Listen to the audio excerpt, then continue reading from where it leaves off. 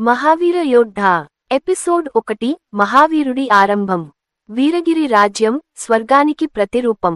పర్వతాల మధ్యలో పచ్చటి లోయలు, ముత్యాల్లా మెరుస్తున్న వాగులు, వర్షం తాకిన మట్టి వాసన, ఇదే వీరగిరి రాజ్యం. అక్కడి ప్రజలు పంటలు పండించుకుంటూ, సాయంత్రం అగ్నికుండల చుట్టూ కూర్చుని వీరగాథలు పాడుకుంటూ జీవించేవారు. ప్రజలకు ఒకే గర్వం, మన రక్షకుడు రణధీరుడు. రణధీరుడు ధర్మయోధుడు. రణధీరుడు కేవలం యోధుడే కాదు, ప్రజల కోసం తండ్రిలా, సోదరిలా, స్నేహితిలా ఉండేవాడు. అతని వేషధారణలో ఎరుపు పట్టుకప్పు, వెనుక మెరిసే దివ్య ఖడ్గం ఉండేది. పిల్లలు అతని వద్ద చేరి పోరాట కత్తెలతో ఆడేవారు. ఒక చిన్న బాలుడు అడిగాడు, ధీరుడా, నువ్వు ఎప్పుడూ భయపడవా? రణధీరుడు చిరునవ్వు చిందించి అన్నాడు, యోధుడు భయపడకపోవడం కాదు, భయాన్ని జయించడం నేర్చుకుంటాడు. కాళేష్ చీకటి శాపం. కాని రాజ్యానికి అవతల, అరణ్యం లోతుల్లో ఒక మంట చెలరేగుతోంది. ఒకప్పుడు ఋషి వంశంలో పుట్టిన తంత్రజ్ఞుడు శక్తి పిచ్చితో నిషిద్ధ మంత్రాలు జపించి రాక్షసుడిగా మారాడు. అతనే కాళేష్. కాళేష్ కళ్లలో ఎర్రటి జ్వాలలు, స్వరంలో గర్జనలు. అతని శరీరం నల్లటి పొగతో నిండిపోయింది. అతను చీకటిలో తన సైన్యాన్ని తయారు చేస్తున్నాడు, రాక్షసులు, మాయమృగాలు, మంత్రాల బంధనాలు. కాళేష్ గర్జించాడు, వీరగిరి వెలుగును బూడిద చేస్తాను. ఈ నేలపై చీకటి యుగం మొదలవుతుంది. యుద్ధానికి పూర్వ సంకేతం. ఒక సాయంత్రం గ్రామ పెద్దలు రాజభవనం వైపు పరుగులు తీశారు. ఆకాశంలో నల్లటి పక్షులు వలయాలు వేసి ఎగురుతున్నాయి. వృక్షాలు ఎండిపోయాయి. గ్రామస్థులు భయంతో రణధీరుని వద్దకు వచ్చి మ్రోయారు. ధీరుడా, చీకటి పెరుగుతోంది, మేము బతికేనా? రణధీరుడు వారి చేతులు పట్టుకుని ధైర్యం చెప్పాడు. మీరు భయపడకండి, ధర్మం ఉన్నచోట చీకటి నిలవదు. యుద్ధరాత్రి. అర్ధరాత్రి మబ్బులు చంద్రుణ్ణి కప్పేశాయి.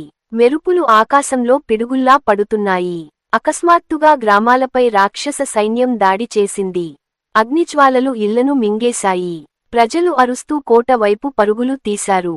రణధీరుడు సైన్యాన్ని సమీకరించి గర్జించాడు, ప్రజల కోసం, ధర్మం కోసం యుద్ధం. యుద్ధం రాత్రంతా సాగింది.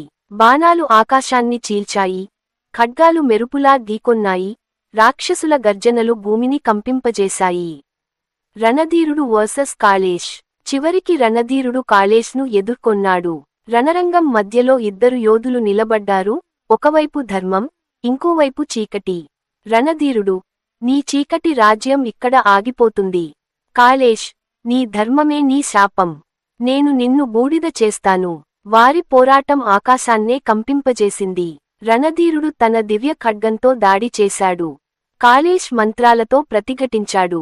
పిడుగులు, అగ్నిజ్వాలలు, గర్జనలు, భూమి నరకంలా మారింది. చివరికి రణధీరుడు తన చివరి శక్తిని సమకూర్చుకుని ఖడ్గాన్ని కాళేష్ గుండెల్లో దించాడు. కాళేష్ గాయపడి వెనక్కి తగ్గాడు. కాని రణధీరుడు కూడా రక్తసిక్తమై నేలకూలిపోయాడు. మహావీరుడి పుట్టుక.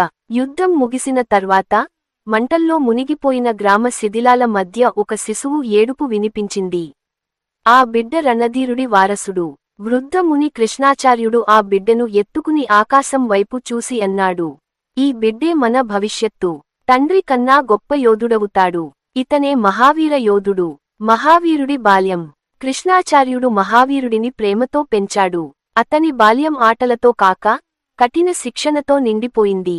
ఉదయం, ఖడ్గ సాధన. మధ్యాహ్నం, విల్లు, బాణం విద్య. సాయంత్రం, గురువు చెప్పే ధర్మగాథలు. రాత్రి, నక్షత్రాల కింద గురువు ఆశీర్వచనం. ఒకసారి చిన్న మహావీరుడు అడిగాడు, గురువుగారు, యోధుడి నిజమైన శక్తి ఎక్కడ ఉంటుంది? కృష్ణాచార్యుడు చిరునవ్వు చిందించి అన్నాడు, శక్తి ఖడ్గంలో లేదు, నీ గుండెలో ఉంది.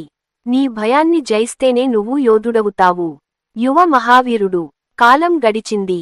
మహావీరుడు 20 ఏళ్ల వయసులో తన తండ్రి ప్రతిబింబంలా మారాడు. అతని భుజాలు బలంతో నిండాయి, చూపు పదునుగా ఉంది, హృదయం ధర్మంతో నిండింది.